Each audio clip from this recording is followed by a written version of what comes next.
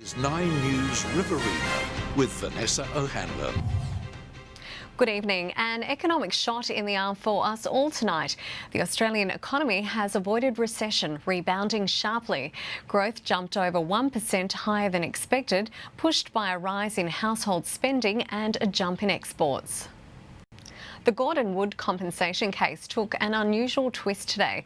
Court proceedings were taken to the Gap in Sydney's east. A judge and lawyers stepping through evidence at the scene of Carolyn Byrne's death more than 2 decades ago. It's an anxious wait for a Wagga taxi driver who was pricked by a potentially disease-ridden needle whilst on the job. The woman has been told she will have to wait 6 months to find out the results of her HIV test. Reporter Mimi Becker filed this a short time ago. The local Wagga grandmother is now left with an agonising wait for HIV test results after she was pricked by a needle when cleaning her cab. Now, this all unfolded earlier this week when 2 men fled her taxi without paying for their fare. It was the driver's next passengers that hopped in the back seat and noticed the drug paraphernalia.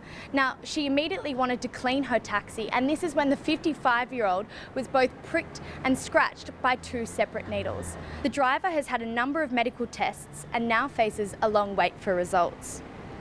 Speaking to taxi drivers today, Vanessa, they say they are being abused, insulted and fled from without fares being paid on a daily basis. Somebody hops in the back of one of these maxi cabs, you're just not quite sure what they're doing or whatever. So yeah, so surprised but a little bit shocked. It's a very big concern. I'd hate to be in her shoes. As I said, if people leave rubbish in the back of the cab, we've got to clean it. Again, if it's a plastic bag, we don't know what's in that plastic bag. So local drivers are now on high alert and Wagga police are investigating the matter. Thanks, Mimi. Hundreds of Wagga teenagers have been given a crash course in job hunting in a bid to drive down youth unemployment rates. Mount Austin High School student Tyler Doherty is among those who visited the Skills Roadshow. The 15-year-old wants to own his own pub and hopes work experience might give him a glimpse into the industry. Get me motivated and just shows that it's not hard or anything like that, that I can actually do it. This service will stop at other schools in Wagga later this week. Vets, volunteers and scientists have begun the arduous task of relocating more than 200 kangaroos penned in on the slopes of Mount Panorama. The Bathurst Kangaroo Project are working hard to relocate the animals at night to help ease any stress. A Wagga caseworker has revealed 3 men in the Riverina are suffering through domestic violence every day. There's fears this figure could be even higher, with some men too ashamed to admit there's a problem. A tense wait on the balcony at yet another domestic violence call-out. The victims are overwhelmingly women and children caught in the crossfire, but the number of men being abused is growing at an alarming rate.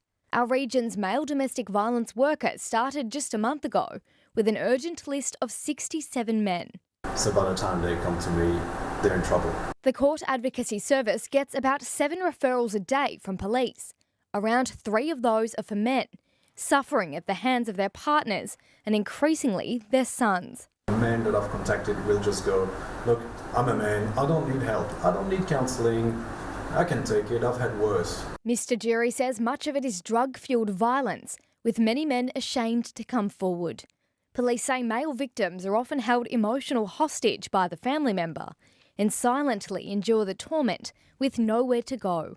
It's the fear of not being believed or the embarrassment. Wagga police have been called to horrific scenes of family violence in the past 6 months, including one woman bashed with a baseball bat. Men are experiencing a more underhand form of abuse, including psychological or financial bullying. We treat it just as what we would if it was a man on a woman. If you're a victim of domestic violence, Family Support Services. Priscilla Mocker, 9 News. Wagga Wagga Rural Referral Hospital has unveiled one of their latest purchases, a stroke chair worth almost $10,000. It's designed to help high-dependent stroke patients as part of their care and rehabilitation. Oh, it's just so wonderful that, you know, you're able to help other people in a bad situation. Yeah, make them more comfortable. The funds were donated by Jenny Willis, whose husband passed away from a stroke in December last year, along with Wagga Rotary Club. Narrandera Council has unveiled a new logo as part of the town's tourism campaign. The main street's busy with new flags and banners, but some locals are disappointed they didn't get a say. Narrandera, keen to be known as progressive and strong. These flags showcasing the new logos are part of the council's latest tourism campaign. The new brandings come as a surprise to many locals who claim they weren't consulted. No, it should be like, a vote on what goes on, not just a council. I think it's okay, I haven't seen it before. Those who had seen the logo were confused about what the small dots mean. Many questioned why no Indigenous locals had been spoken to if council was trying to include their culture. I think it looks like it's sort of bringing in the Aboriginal, the Indigenous thing with the meeting place. As an Indigenous person, it's dots. But council says there's more to the logo than what meets the eye and denies any direct ties to Indigenous culture. It's meant to represent a range of things. So the dots could be welcoming. Michael Lyons is one of 4 Indigenous artists in the town. He saw the logo for the first time today and agrees it has Indigenous connotations. When I look at it, I think that's what it means, 5 families camped in Narrandera. I'd be happy if it had Wiradjuri tribe underneath. Regardless of whether the locals like it or if they've even seen it, the council is pushing on with the new logo, erecting these signs all along the main street. Grace Fitzgibbon, 9 News. Stay with us. Still ahead on 9 News Riverina. A super soaking in the Sydney Airport tunnel. How did an oversized truck cause this mess? Donald Trump addresses Congress' most important speech of his presidency so far. And a Wagga teen fights for a spot on the Commonwealth Youth's Rugby Sevens squad.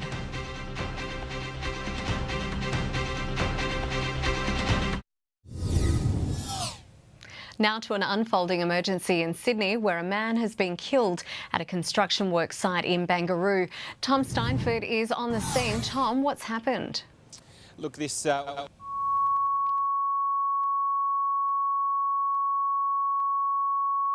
In his early 30s, we're told he was hit by a huge metal bar that was on this site being moved. Now, paramedics, ambulance crews have rushed down here to try and help that man, but unfortunately he was pronounced dead at the scene. Now, a lot of people would know about Barangaroo. There's this huge construction project here. It's actually not part of that main construction site. Instead, what we're looking at behind us here is instead one of the ferry wharves that they are currently building for this site as well, and it's thought he was helping with the construction of that location. Now, we already have the police on site along with union officials from the CFMEU and Safe Work New South Wales here as well, starting to investigate just how this tragic accident unfolded and why a young man who came to work today unfortunately won't be going home to his family and friends.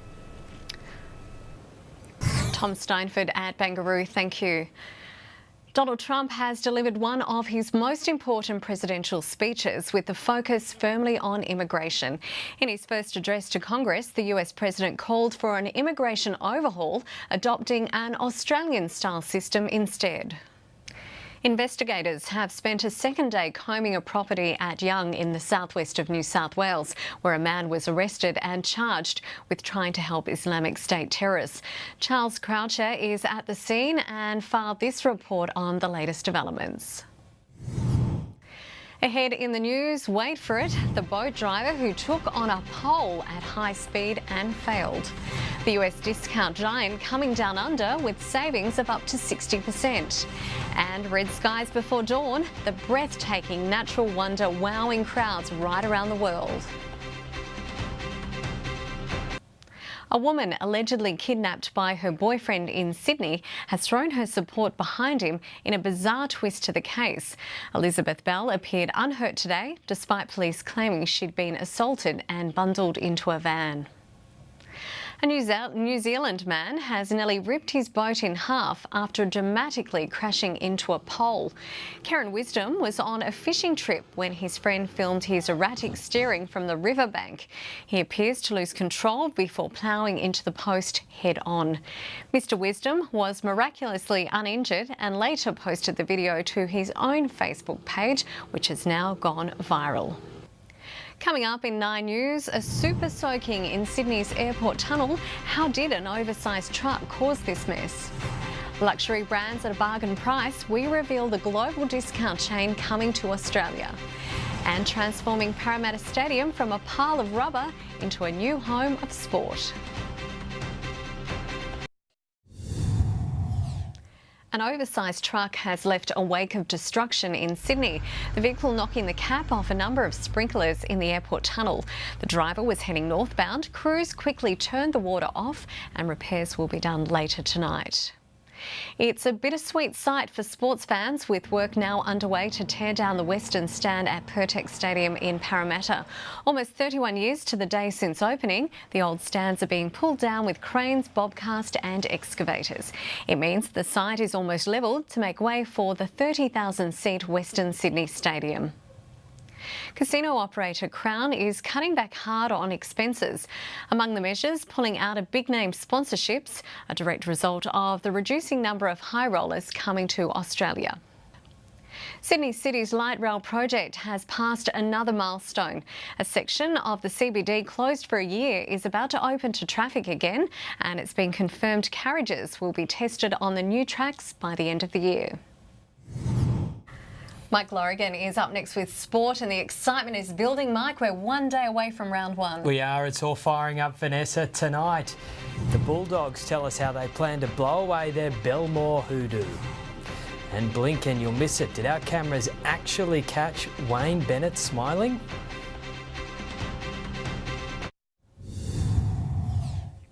To breaking news now on the gambling accusations levelled at West Tigers player Tim Simona. 9 News reporter Danny Weidler says the ex-partner of Simona has received death threats towards her over social media.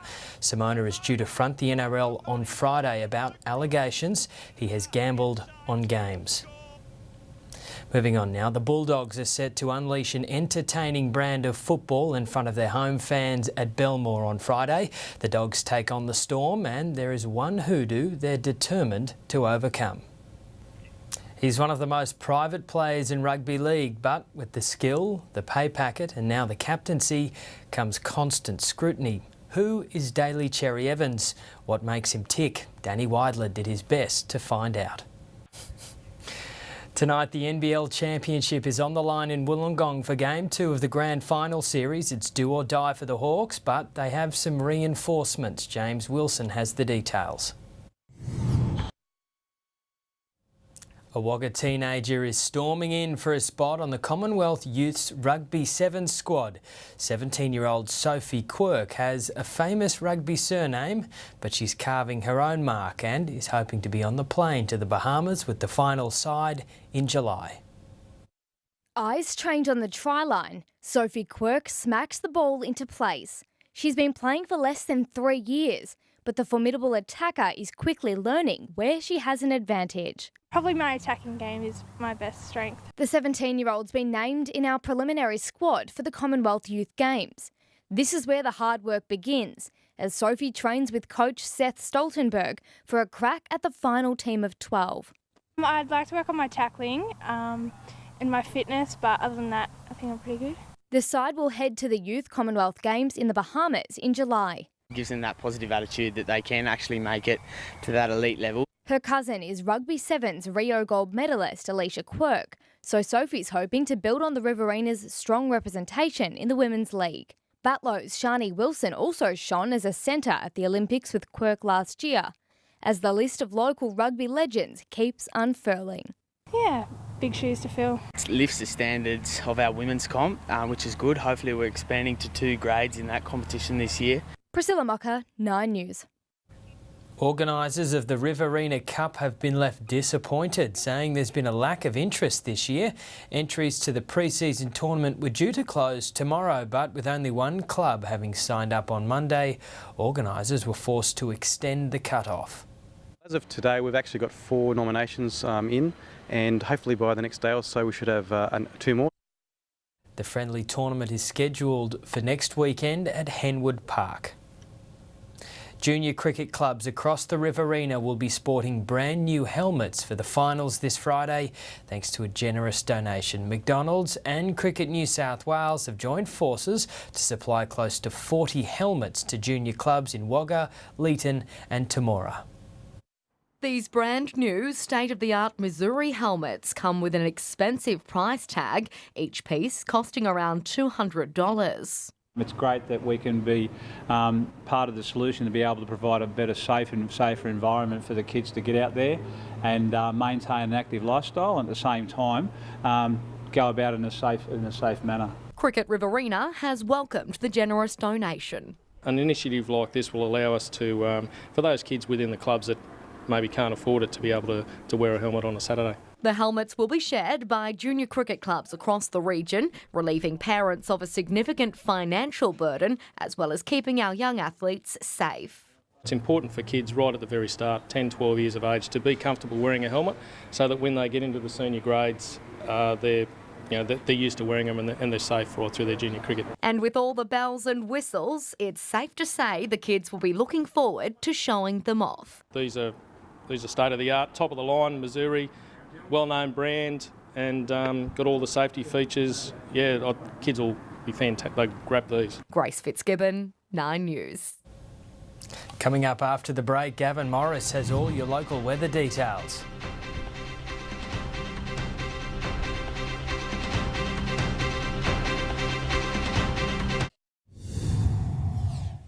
Another global retailer is about to come down under. US discount giant TK Maxx intends to open dozens of stores around the country, promising savings of up to 60%. To finance, and the stock market closed lower. The All Ords down nearly 10 points. Our dollar is buying 76.44 US or 86.84 Japanese yen. Well, it's the first day of autumn. Now with all your weather, Gavin Morris, good evening. Thank you, Vanessa. Yes, the potential to pick up a little more rain in the coming days. Looks like we may see an east coast low form, and that hopefully will drive the shower activity a little further inland, reaching the central and southern plains. Scattered falls, you can see on the radar, were pushing in throughout this afternoon with cooler temperatures. But it's all about the coast at the moment. Big falls falling right along the northern New South Wales coast, and there's more to come thanks to this current weather setup. You can see the upper level cold pools spiralling around, and that is helping to feed that surface trough. So this all may turn into a surface feature of an east coast low in the coming days. Most of the nation is sunny, dry and hot at this point, but along this trough line we could start to see the east coast low form as early as tomorrow night. You can see the isobars beginning to bend around by midnight tomorrow night, and that hopefully will drive in the wet weather a little bit further, pushing it in over the southern tablelands and the alpine districts. So the potential for showers now pushing in for the capital. The storm set to continue from Sydney to Brisbane. Not too bad in Melbourne. Hot in Adelaide, right throughout the centre and the west. Looks like it's going to be a dry one for Darwin. Let's go in for a local look at the situation. You can see all of the rain mostly off to the east, pushing in over the central tablelands. We should see some okay falls at times.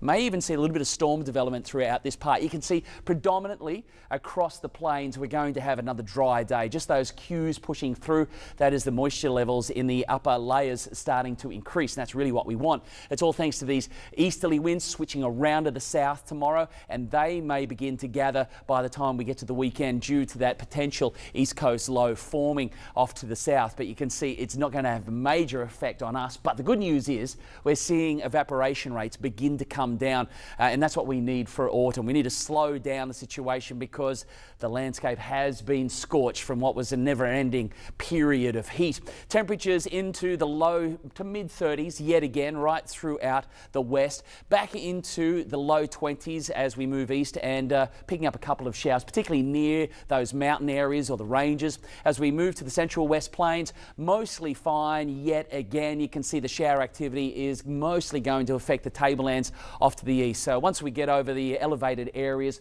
we'll see a few falls. But again, all of the numbers for us overall are not going to be as impressive as what's going to occur on the coast. It's very much a coastal feature, sadly. Sun to rise about 6:47 and down at 7:45. We've got a little slither of moon on our hands at this point. You can see the chance of picking up some showers increasing slightly, but the numbers are going to be very limited around Wagga and surrounds right across the southern plains. As we move to the tablelands, a few scattered showers driving in. The numbers are all pretty much unimpressive, but you'll see some shower activity and clouds push through, and they should extend further westward towards Dubbo and the central West Plains and surrounds. Thanks, Gavin. Before we go, an update on our top stories. A man in his early 30s has been killed in a freak accident on a construction site at Sydney's Barangaroo. It's believed the man was standing on a barge when he was crushed by a metal object. And the Australian economy has avoided a recession, sharply rebounding by just over 1% in the December quarter. And that's 9 News for this Wednesday. Tracy's up next with a current affair. I'm Vanessa O'Hanlon. Have a great evening. Good night.